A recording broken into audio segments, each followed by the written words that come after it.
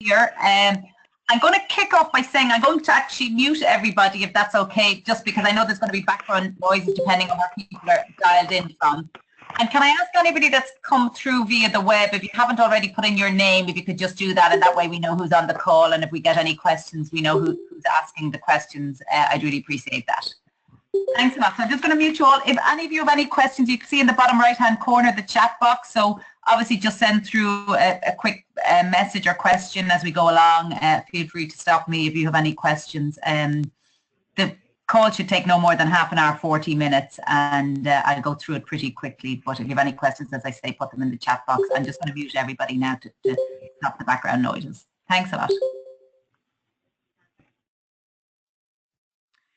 Great. So I'm going to kick off. Hopefully, just to say, sorry, my name is Dorothy, Dorothy O'Byrne, Managing Director of the CCMA. Delighted to have so many of you on the call this afternoon.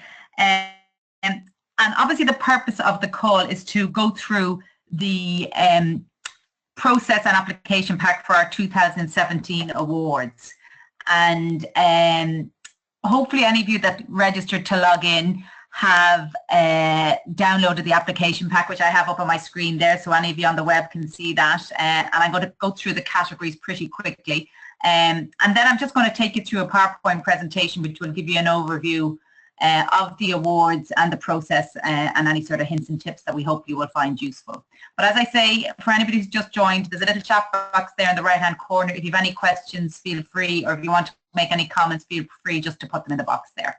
Great. So I'm going to kick off with the presentation that hopefully those of you online can see. Bear with me a sec while I get my technology working. Yes, great. So what I'm going to go through is just housekeeping, as I said, in terms of putting you all on mute and putting in messages in chat box. You know, why you should enter the awards, an overview of the 17 categories, an overview of the judging process, some hints and tips, and some dates for your diaries. And as I say, we can take questions all the way along, or if you want to leave it in the end, whatever suits you best. So sorry, just repeating myself slightly here. I've muted everybody. We'll unmute you at the end, but any questions, put them through the chat box. And that's just showing you the chat box there so you can see it. So again, for anybody online, you hopefully can see my screen in the presentation. Great. So these are our, I think if records are correct, our 16th annual Irish Customer Service and Contact Centre Awards, and we're obviously delighted to be hosting them again this year. For those of you who are potentially first-time entrants, and I know there's a few people on the call that may not have been involved before, we really do feel that the industry event of the year, they really do celebrate everything that's happening in our sector in Ireland, and they really do acknowledge and celebrate that the high standards and excellence within the customer service and shared services operations in Ireland. So it's very much about showcasing what's best about what we do and what your various organisations do, and it provides you with the opportunity to be recognised for the services that you provide, for the programmes you've implemented across a range of categories that I'll go into shortly. We also find that a lot of member companies, you know, having gone through the process for the Irish awards, then often use them as a springboard to enter other European and global awards. And we're obviously happy to help you in whatever way we can in the pursuit of other global awards. And the entrants from the awards are really a mix of organisations, from very small contact centres with less than 50 seats to the very large contact centres such as PayPal, who were winners of the overall award last year.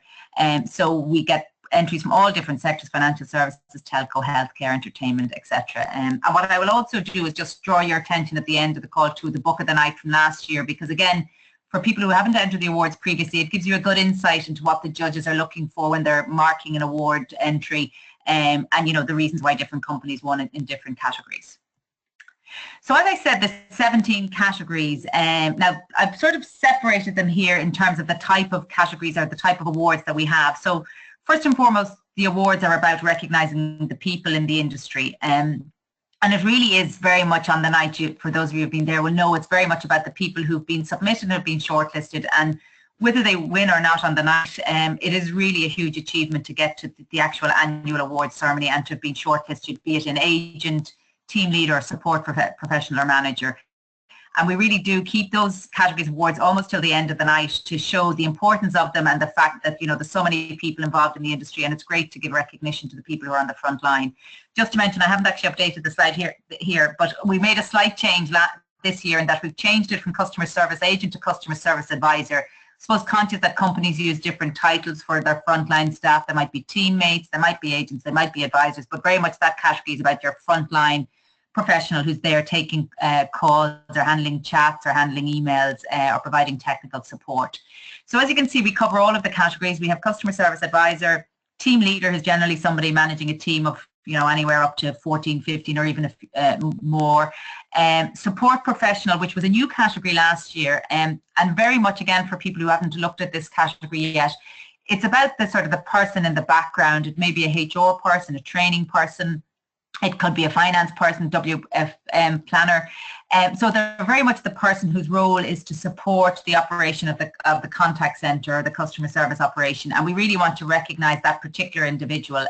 So I'm sure all of you can think of somebody in your organization who perhaps is somebody that deserves that recognition. Again, for manager, just to highlight that this year, again, we want to be very clear in that we want to make sure that people are aware that this really is very much about the most senior person in the customer service operation. So they must have full profit and loss responsibility for the operation, and they must be a senior professional. So it might be your vice president of operations, it may be your customer service manager. The title may vary depending on the size of your operation, but it is the senior most person with responsibility for the customer service operation that we're looking for in that category. Team of the year is pretty self-explanatory in terms of it's a particular team. You want to pick customer service, sales, technical support. And then support team of the year is similar to support professional of the year in that, again, it's a team of people that may not be on the front line, but again are in the background supporting the operation of the customer service centre. So it might be your IT team, again, it might be your HR or your training and development team. Again, it might be your finance team or your WFM team. So it's somebody who, again, won't necessarily be on the front line, but will be involved in the day-to-day support and operation of the customer service centre. And then credit management team of the year, that's a very specialist category, and that's really for specialist credit management teams that work on a day-to-day basis with customers, maybe in debt management, debt recovery, that type of activity. In terms of processes and channels, we're looking for training and development. And again, just to say, this can be any type of training and development or change program. So in recent years, companies have submitted entries for, cultural change programs, obviously induction type training programs, but it has to be a program that you think in particular has really stood out in terms of the results that have been achieved, and you need to obviously be able to support that in terms of the results achieved, be it return on investment or performance in employee engagement scores or net promoter score. And it is really about you showcasing why you think that particular training and development program of all of the ones that you've run maybe in the last year is the particular one that you thought, stands out from your business and that would be deserving of the award. Use of technology is very much about the implementation of technology to support the customer experience. This year we're including there things like apps that you may have brought in to help on the social media side of things. So any sort of technology, it doesn't have to be a big system upgrade. It can be a very quick fix, which is actually the one that won last year for Bank of Ireland, where they, a small development that had a huge impact on the customer experience. So anything along that plane, as I say, it doesn't have to be a big expenditure in terms of a rollout of a new CRM system. It can be very much something that you maybe even developed yourselves in-house that you feel has had a huge impact in improving processes or improving the customer experience. And use of social media very much is to recognise companies that are at the leading edge in terms of social media and the social media channels. We've made a couple of small changes to the criteria this year. I'll highlight them when I go through the application pack. But it is very much about a company that is at the forefront within the industry in their use of social media for customer support. And then operations, and again, these are the awards for the overall operation. We obviously have Shared Services Centre of the Year. We have Customer Sales Campaign. So again, this is a particular, could be a customer retention program. It could be a new, obviously, customer acquisition program. And that's about recognising that particular campaign and the results that campaign achieved.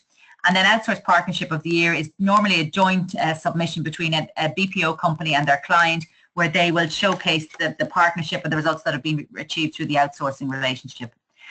Then we go into what we, I suppose, would consider the big four categories. So best customer experience is one of the big categories that actually, if you're shortlisted, requires a presentation to a panel of judges. And that really is for the customer that, or for the company that can stand up and say, look at our customer satisfaction results, look at our NPS scores, customer effort. You know, this is why we think we are deserving of the accolade best customer experience. So it's a chunky category, but it's obviously one of the really, I suppose, how would I describe it, one of our top awards, and is a fantastic achievement for a company to receive this accolade. And then we have three categories of customer contact center of the year based on the size of your operation. So small is generally for contact centers with less than 50 staff, medium is for up to 200, and large is 200 plus. We're not completely strict in that if you have 55 staff in your contact center, we would still consider that you should go into small. So certainly if any of you are on the periphery of any of those categories, feel free to drop me an email or give me a call and we can discuss what's the best category for you. And really we want to make sure it's an even playing field for that particular category, that, you know, small companies and small operations are competing against like-minded or like-sized operations, and similarly for the large customer service operations. So I'm just going to hop over and show the application pack just to highlight any changes that are there. So hopefully, as I say, all of you have downloaded the application pack, and this is it. I'm scrolling. It's on our website now on the awards page, and there you'll see the 17 categories that I've gone through just there on the call. Just to mention, obviously, the deadline for entries, we're asking you to submit a little bit earlier this year, and that's just to allow more time for judging. So the deadline for entries is Wednesday, the 6th of September at 5 p.m. Just to mention, entries will only be accepted via email. So for new companies participating, you don't actually need to obviously, you know, put in bound or printed submissions. You very much can, or we'll only accept submissions via email. So I'm not going to go through every category, but I'm just going to draw you to the format of each category, so that for the ones that you maybe considered entering, just to make sure you have all of the information that you require. So at the beginning of each category, we explain what particularly we're looking for. So for this very first one, training and development, you know, as I said, we're talking about innovative and strategic training and development programs.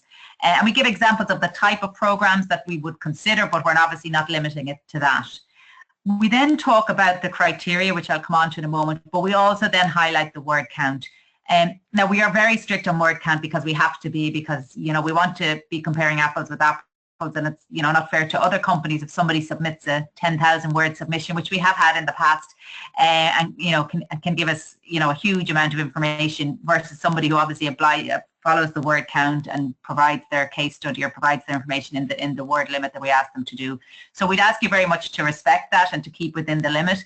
Now that does exclude any appendices and headings, but we do ask you to limit them to 5. And again, we ask you not to include a whole lot of text in the appendices. They're really a supplementary information that you want to add to your submission. But we also clearly ask you to cross-reference any appendices. So from a judging perspective, we know exactly what you're looking to highlight in a particular appendix. So as you'll see, in each category, we have 5 criteria, and we show you very clearly, and again, I'm just focusing on the training one by way of example, the marks associated with each criteria. So for this one in training and development, the overview, as you can see, is 15 marks, the design and delivery 25 marks, results 30, innovation 15, and follow through 15. And then you'll see within each criteria, we have a number of questions that we ask. We very much ask you to follow these headings in putting your submission together, because it really helps from a judging perspective that they can compare like with like.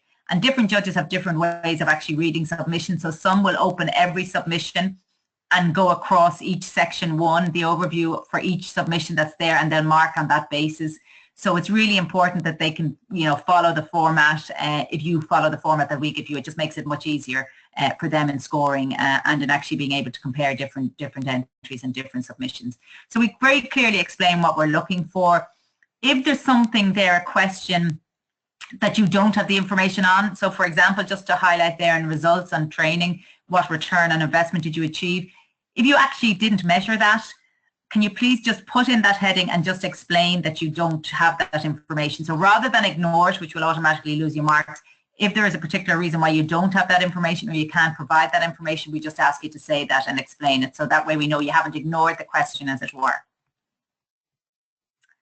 So as you can see, as I said, I'm not going to go through all 17 categories, but they all follow the same format, in that we highlight what we're looking for in this green text here, and what exactly we're hoping for you to include in your submission, and then we highlight the word count. And the word count will vary depending on the category that you're entering, so please be aware of that.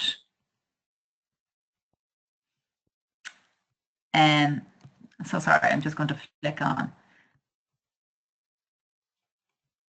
So just to mention, I mentioned we had a couple of changes in social media, and I know there's a couple of people on the call that will be entering this category, and I'm just trying to remember where we put the changes. But yes, sorry. So the changes are in criteria 3 and criteria 4, in that we've just added some more, or we've described some more information that we would like in terms of how complaints are handled through social media, and also in terms of the process for customer feedback. So they'd be slightly different to last year. Okay, so on category 7, as I mentioned, we've changed that from customer service agent to customer service advisor. I know it's only a subtle small change, but I suppose it's just to recognise the bulk of our sector in terms of frontline staff, the terminology is advisor, so we just wanted to reflect that this year. Excuse me, and also just to highlight for that category that we're talking about a 1,500 word count. So just be aware of that. In the next few categories, the word count is reduced to 1,500, and the same obviously for team leader, which I'm just showing you there now. Also, just to mention at this point that for a number of categories, when you put in a submission, there is a shortlist process whereby the person put forward at the particular category you've entered, you'll be asked to either make a presentation, or in the people categories, the person will be asked to come on a short call with a number of the judging panel. So you'll see it there. I'm just highlighting it there in the advisor category, and it'll apply for team leader and manager. So for team leader, advisor, and support professional, people that are shortlisted will be asked to participate in a very short 10 to 15 minute telephone interview. Now, it's not really an interview, and we don't want to put people off or let people become nervous and thinking that they have to do a very tough interview. But it really is an opportunity for the judges to speak to the candidate, as it were, and just to ask a couple of questions. Everybody's asked the same question, and it's just a way to get a better view and a better understanding of the advisor or the team leader or the support professional. And this was something we introduced a couple of years ago. We certainly find it really find that it does add to the process, and I think it helps even the people who've been put forward to understand that to be shortlisted is a huge achievement, but I suppose it helps them put their own input directly into being considered for this award. Paul, I see your question there, and I'm just going to come back to you on that in 1 second. So as I say, the same for team leader in terms of the shortlist and then the short interview, and the same for support professional. And also just to highlight, for all of these categories, the person put forward must be in their role for a minimum of a year. And that's a criteria that we would be quite strict about, and it just helps from a judging perspective. It means the person has been bedded into their role, and we ideally want somebody that's in the role. Like in the past, we sometimes have had acting team leaders or whatever, but our preference is it's somebody who has been appointed to the role and has been in the role for at least 1 year. And then just again to highlight to the manager category, as I said, we've sort of highlighted as much as we can that this has to be the senior individual who has full accountability for the operation of the business. So team of the year. So again, this is for companies who have particular teams that they want to put forward, a frontline team. We give an indication that it should be no more than 20 advisors. Now, again, that's an indication, if it goes up to 22, 24, 25, that's fine. If it sort of goes to 40 or 50, we wouldn't consider that a team, so that this would not be the appropriate category for those people. But very much what we're trying to get here, and some of the entries last year in this were really strong. But we all, apart from getting an understanding of the role of the team, we also want to get an understanding of the people involved in the team. And I know one of the companies last year did a very good profile where they had a picture of each member of the team, a couple of lines just about them in terms of, what the dynamic was and how the team gelled together, maybe sporting interests, that type of thing, but also their role in the team and what they sort of contributed to the team. So this is really to recognize, a team effort, and, as I say, it can be up to 20 advisors that may be on the team. So try and give us, if you're entering that category, a flavour of the team and how the dynamics of it work. So sorry, Paul, I see your question there. I'm going to come back to that because no, the team has to be based in Ireland.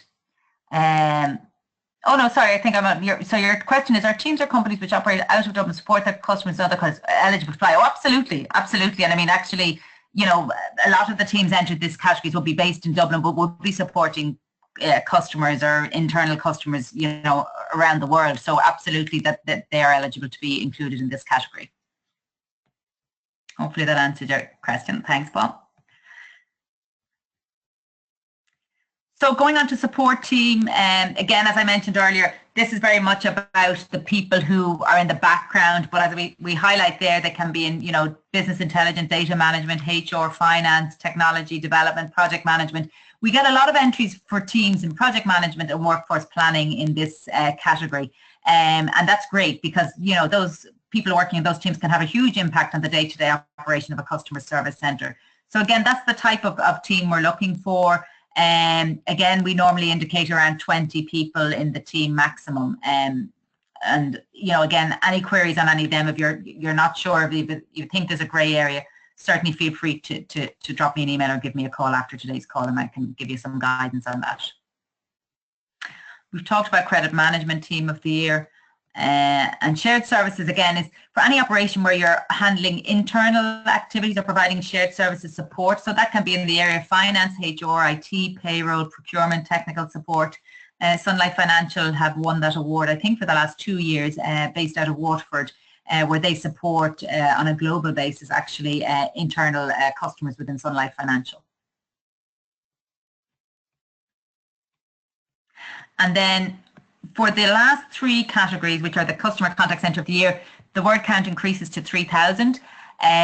Because again, we appreciate there's a lot of information for us to get a full picture. And we do ask that if a company is entering either of these 3 categories, so small, medium and large, that they enter at least 2 other categories. And that really is to help from a judging perspective, to have a flavour of the operation and different aspects of the operation. The other 2 categories can be anything you like. It can be agent or advisor, it can be team leader, it can be training. But we do ask that you enter 2 other categories to help us evaluate your overall submission then for small. And just while I'm on that, just to mention, we have a judging panel which can go from anywhere from 15 to 20 judges each year. And not every judge obviously judges every category. So just conscious that, if you're working on the submissions and you're worried that you're repetitive between submissions, that should not be a concern, because different judges judge different categories. So there's no issue that they perhaps, will feel, gosh, I've read this in their last submission, because they may not necessarily be reading all of the categories that you have entered or be scoring all the categories you're entered. So for the people putting the submission together, it might help you in that it gives you material that you can use across submissions, but certainly just to be aware that there's no issue in terms of you, for instance, providing an overview that you've used the same text or the same information in a couple of submissions, because different judges judge different categories. And again, to mention for these 3 categories, small, medium and large, that we have a process where if a company is shortlisted in any of those categories, they're asked to come forward to do a presentation, which is held in Dublin in a couple of weeks. So I have the dates actually at the end of the presentation in October, and they get to meet a panel of judges, and it's a presentation that goes on for no longer than half an hour, where we ask a number of questions and clarify some of the points around your submission. Okay, so what I'm going to do is I'm going to flip back to the presentation. Oh, actually, no, sorry, apologies. Let me just go through the terms and conditions. So actually, I've had a couple of questions about this already. So the relevant dates for entry. So for some categories, you may be presenting information to us in terms of customer experience stats, employee performance stats. And we ask that the relevant period is the 1st of August last year to the 31st of July this year. We do that because it means you only have to give us data either for that 1-year period, or you can, do 6 months within it. It doesn't necessarily have to be a complete 1-year period. We finish it at the 31st of July because we're conscious that people are working on submissions now, and rather than ask you to go up till the end of August and leave it very tight to the closing date, we leave it at July. If you need to pull forward a month and go earlier than that, just explain that to us. It depends on what way you present and you gather your data, but that's the relevant period that we would like you to submit your performance data for. We obviously talk about the entry fees there. It's €199 for one entry, or if you enter 3 or more, it's €159. And we ask, and that the application form will be up on the website early next week to go with the submissions, that you have a person with the an authorised company official to confirm that the information provided is accurate and truthful, and we ask you to sign that on the application form and send that to us. Obviously, all information is treated in strictest confidence, and we mention about a minimum number of entry for a particular category. And just a reminder there of the closing date for submission. So I'm going to just go back to the presentation, and I will go through some of the, sorry, not gone up there, bear with me a second. The judging process. As I say, I mentioned 12 judges there, but sometimes we can go up to 15 judges depending on the volume of entries. And how it simply works is that each judge is allocated a particular category or categories, and they are asked to score them across a matrix based on the scores that we highlight in the application pack that we just went through briefly there. We collate all of them, and on the basis of the results, we put a shortlist together. For the categories that we have a shortlist presentation or call in, we will be back in touch with you probably 3 to 4 weeks after you've put through your submission, advising you if you've been shortlisted and asking you to make the person available for a call, or for a group of no more than 3 of your colleagues to come along to a presentation and a meeting with the judging panel. Those presentations are then scored for those categories, and we have a judging day where all of the judges meet together and we discuss both the matrix scoring, as it were, and also the presentations. For all other categories where there is no presentations required, the scores are put through, we have a shortlist, and then again on the judging day there'll be an in-depth discussion between the judges for a particular category as to who should be given the award, who should be the winner, and potentially in some cases we may have a highly commended. It's not always the case, but you know, often we do have a highly commended in a particular category. Talked about the presentations. I actually think of, yes, sorry, bear with me a second.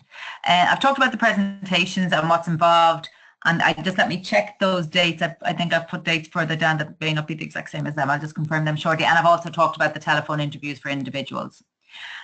So in terms of criteria and hints and tips, very much we obviously encourage everybody to follow the criteria. It's the only way to do it. Follow the headings as per the application pack, and make it pretty clear and simple for the judges to actually be able to score your submission. Again, just to emphasize, you really do need to adhere to the word limit, and we do ask you to present in a clear and concise format. Over the years, companies have put through submissions in a PowerPoint format, and I think from a judging perspective, we really feel it's not the best format for an entry, because we find it results in a lot of people putting all of their information in bullet points and not necessarily expanding.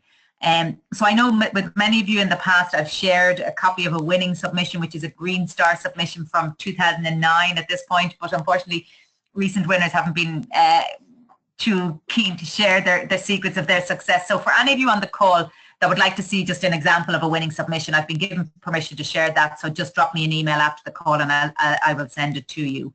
Very much include pictures, show the contact center environment. For the individual ones, we ask you to include a photograph of the person. It's just to get a feel, as it were, for the person, to put a face to the submission. Certainly for the team ones, we'd encourage you to put in pictures of the team. Present performance statistics in a graphical format, and again, this really helps from a judging perspective, that they can visually see the results. But very much of this, something you're trying to highlight in your graphical presentation, make sure to spell that out in the summary or the wording going with the graph. You know, if you're showing 6-month stats and there's a dip a particular month, you know, just explain what caused the dip. But maybe a new team has come into the contact center that has, you know, impacted on performance for the first couple of weeks. So, just don't be afraid to present data, even if there's some weaknesses in there. Once you can, explain to the judges, why that particular dip, or on the other side of things, if there's a big peak in performance, you may be able to explain that as well and highlight what the factors you think were in contributing to that. Avoid in-house jargon. This can be a real bugbear from a judging perspective, because we're aware that a lot of companies have in-house terminology that makes absolute perfect sense to all of you guys working in your organizations, but for a group of judges outside the organization, or even outside the industry sector in particular, they may not understand it. So if there is in-house terminology that you do need to use, just put an explanation up front as to what exactly it means, especially acronyms or any sort of abbreviations that may not be generally known in the wider industry. But if at all possible, if you can avoid it, it just makes life easier. And as we say, highlight the trends and highlight any particular features of your the culture of your operation. For all submissions, you're obviously competing with other companies who feel they should win that particular category. So be it training, be it best customer experience. So you need to spell out to the judges why you think you should win the award. So what's maybe different, or what way you've approached things differently, or why are you better than the others? And you really need to spell it out. So why should you win this award? In the people categories, when we say provide an overall picture of the entrant, we want to know something about their work-life balance. We do ask that. Now, we don't need to know their family history going back 50 years, but it is nice to get an understanding of the person and the overall picture of the person that's being put forward. Join the judges call, which you've done today, so thank you for that. And very much, I'm conscious it's probably, 8 weeks now to the closing date for the submission, so you really do need to start working on them. We very much find that a lot of companies who are successful generally put together a project team to work on submissions, because it can be a lot of work just for 1 or 2 people to try and pull all the material together. And the more you can get people involved, even in the individual ones, we think it just works better. It shares the workload, but it also gets more people involved. It gets greater commitment. It creates a little bit of a buzz within the operation. For the individual ones, in the past, we've had some entries where the person has put themselves forward. So be it an advisor, they have written their own submission.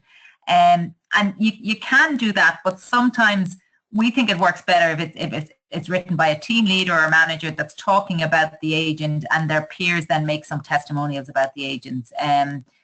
It's just a view that we discussed at the end of the judging panel last year, that we just feel it maybe gives them a rounder picture of the person, because sometimes if it's an individual putting themselves forward, maybe they don't push themselves as much, or they don't want to be seen to, be singing their own praises. So we don't think it actually does themselves justice writing the submission for themselves about themselves. So we would certainly recommend trying to, as I see, get a team. I mean, many of you, as I would imagine, already have, agent of the month or agent or advisor of the quarter, and you're picking from that pool anyway. So very much to get colleagues or team leaders or managers involved in putting the submission together.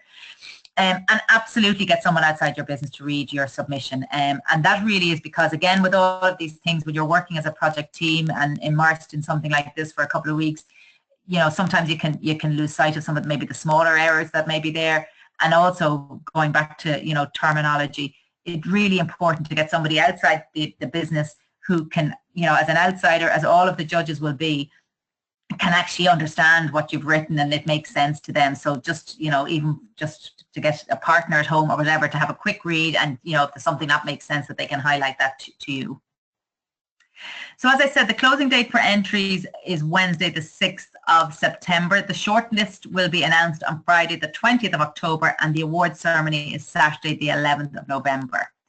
And what we're hoping is that, sorry, I'm just looking at my diary here to make sure I have the correct dates. We're hoping that the presentations will be week commencing the 9th of October, and the telephone interviews, as it were, with the individuals will be weeks commencing the 2nd of October, which means for any of those ones, I will be coming back to you probably the last week in September, around the 28th, 29th, to let you know if you have been shortlisted. And I think that's it. I don't know if anybody has any questions. And just see if there's anything else I wanted to highlight in the... Yeah, the hints and tips that we have here are pretty similar to what I've just gone through with you. So they're the ones at the back of the application pack.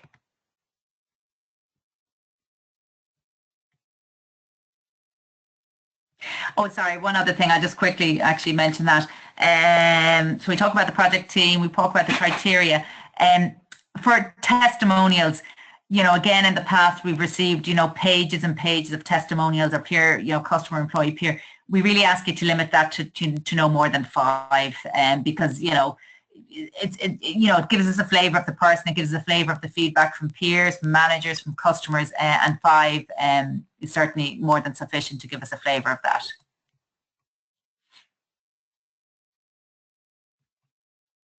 And very much the last one there is, do not leave it till the last minute to create an award-winning submission plan, prepare and execute within the specified timelines. And I can't emphasize that enough. I know as it gets near, I get, quite a few panic phone calls, people trying to get submissions together. And really, the sooner you can start working on it, the easier life will be in terms of being able to meet the deadline. So I can only strongly encourage you to do that. So Megan, I see your question asking our testimony as part of the word count or the appendix. I personally would say try and keep them if you can in the body of the text of the submission. However, if you're tight on space, absolutely put them in the appendix and just obviously cross-reference them from that section of your submission. So I can't remember which criteria number it is in the individual ones, but absolutely make sure that you cross-reference and say, look, maybe put one testimonial in the body of the submission and then say, additional testimonials can be found in appendix 1, 2 or whatever. And that's just if you're under pressure on word count.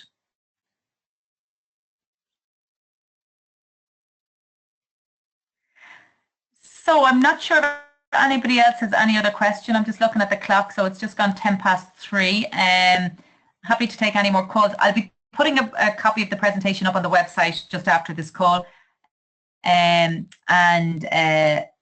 delighted that so many of you took part. Hopefully you absolutely found it useful. And as I say, any other questions at all, if there's anything you want to come back to me on separately, we have a recording of it, and again we'll put that up on the website as well. Thanks for that, Cormac.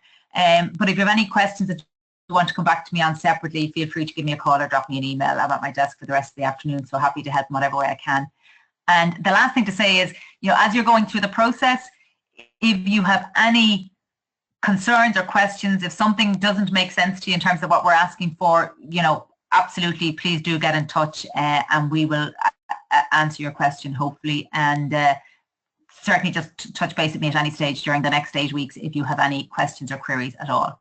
So I'm just going to unmute everybody now, if I can know how to do it. Yes, there you go. So I know not everybody's on phone or on web, but just hopefully you found that useful, and thanks again for your participation. Thanks, Dorothy. Okay. Thanks, Dorothy. Thanks. Take care. Bye. Thank you very much.